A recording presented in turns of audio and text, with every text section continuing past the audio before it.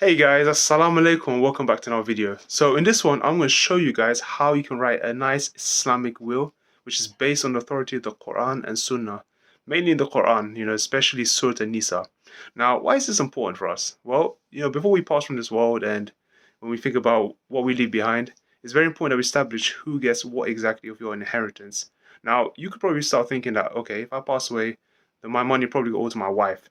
Unfortunately, that is fine in a way, but according to Islamic law, we shouldn't do that. It has to be distributed by a certain percentage to your wife and also to your surviving family members. Mainly your father, your mother if they're alive, your brothers or sisters, and your children, and a couple other dependencies as well. So what I'm going to do, I'll show you guys exactly how I personally would write a will and how to calculate using a very cool website. Trust me, guys, and this one works very well. And it's also based on your schools of thought. If you're quite specific, if you're Maliki, Hanbali, or maybe follow the majority. So there's a number of ways. So here we go. Step one, yeah? Start with a nice introduction. So what I did over here, I always start like this. Always start with Bismillah because that's actually a very beautiful way. So you could say Bismillahir Rahmanir Rahim, in the name of Allah, the most gracious and most merciful. And then immediately you can say Asalaamu alaikum, my dear family members. If you're reading this, it means that my time on earth has come to an end. I mean, that's one way to start.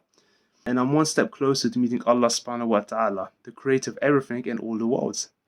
Now remember that we all will die one day, so leave a good legacy and build something that will continue growing through Sadaqah Jariyah. Okay, so Sadaqah Jariyah, if you're not too sure what this is something where you pretty much leave something behind and your deeds continuously keep going after your death. Like for example, you could build like a tree so birds can come and have some fruits, or maybe a well so they can drink water, or maybe for wudu for other people around the world. So there's many things that can keep on going, or maybe passing beneficial knowledge. This is the kind of stuff that we want to leave behind before we go. Now, as I keep going, and of course, finally be good and kind to your parents, fellow Muslims, and other people in the community.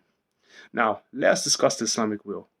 My state, brackets, money, etc., will be distributed to my family members solely on the authority of the Quran in Surah Nisa. This is the women. This is the fourth surah in the Quran.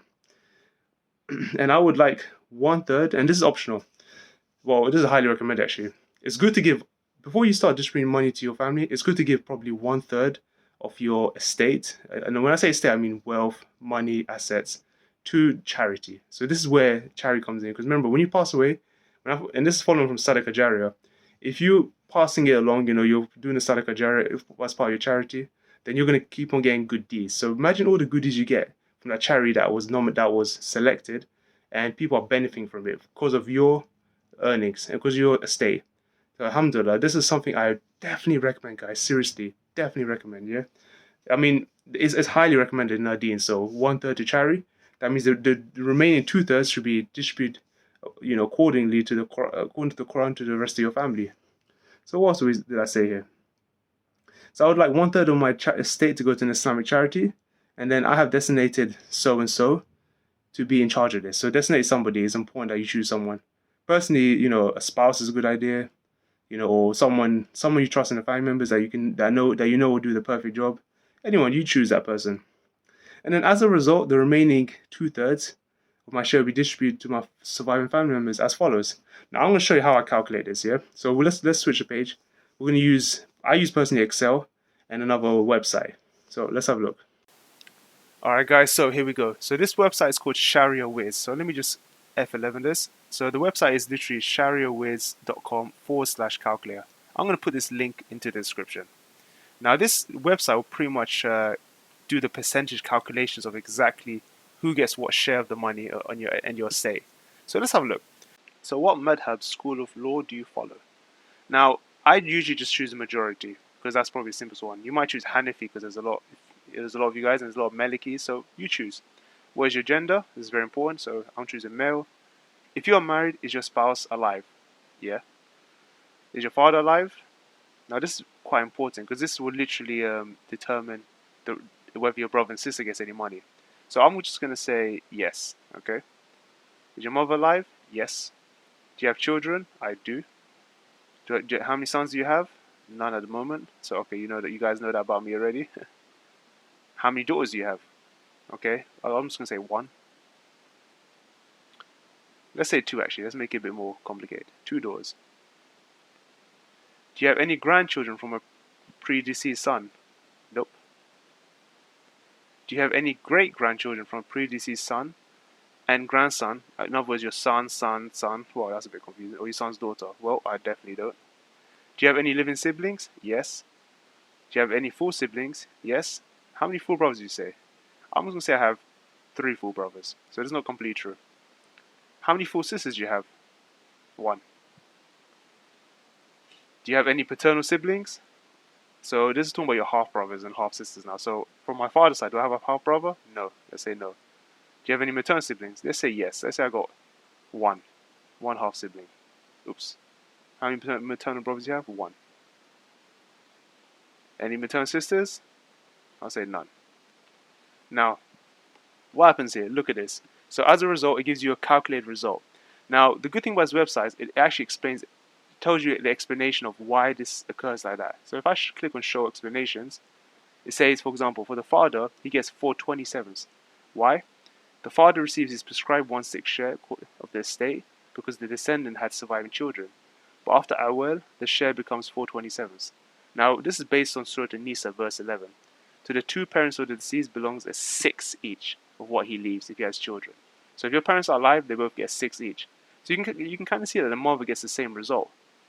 But sometimes it's different. It might differ. Sometimes the father might get a bit higher, a little tad higher. Now the mother receives her prescribed 1/6 share because the descendant has surviving children. Remember. So when you fill this out, you have to make sure you put surviving people, surviving family members. If they're deceased, then you can't put them in. It gets a bit confusing. So make sure you put only surviving family members. Now, but after Awel, the share becomes 427 for the same reason.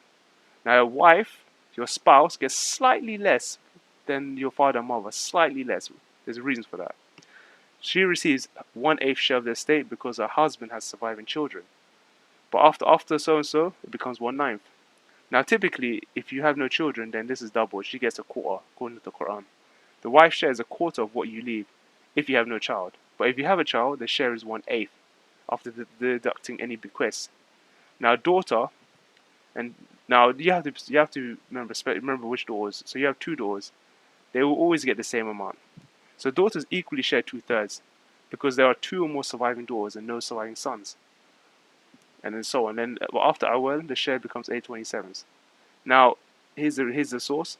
According to Quran 4 verse 12, if they are females and more than 2, they inherit 2/3 of what he leaves. If it be 1 female, she inherits half. So we can clearly see what's happening here, isn't it? Same for daughter 2. Now, brother gets nothing. Why? He's blocked by the father. This means because the father is alive, the brother and also your sister will not get any share. So mainly the ones who get the shares the most is usually your parents if they're alive, and your children. Usually your children and your spouse. If one of your parents are deceased, typically your father, then this affects the brother 1, brother 2, brother 3. Same applies for sisters and other half siblings. So yeah, this is how you do it. And what I personally do when you do all of this, I would copy this into Microsoft Excel. Make a nice table, and then you eventually put that into your Word document, and you have a beautiful will. So everything I said in the beginning, you can use that. You can literally copy that into your written will, and then make a nice table, highlighting. Replace daughter 2 with her name, or add a column and say this is so and so's name, Halima, I don't know, and I don't know, pick a brother name, anyone you name, Abdullah, Yasin, myself. So yeah, and then you make a nice will, you generate it, and then you have to keep updating it. Remember, this is time based. So in the future, maybe one of our family members might pass away, so you need to redo this one and update your figures as you go along. I recommend you do this, whenever you can, and just have a look at it now and then. But yeah, I hope this explanation helped, guys, and I hope this helps you guys now write an Islamic will. And if you have any questions, let me know. And of course, thank you for watching.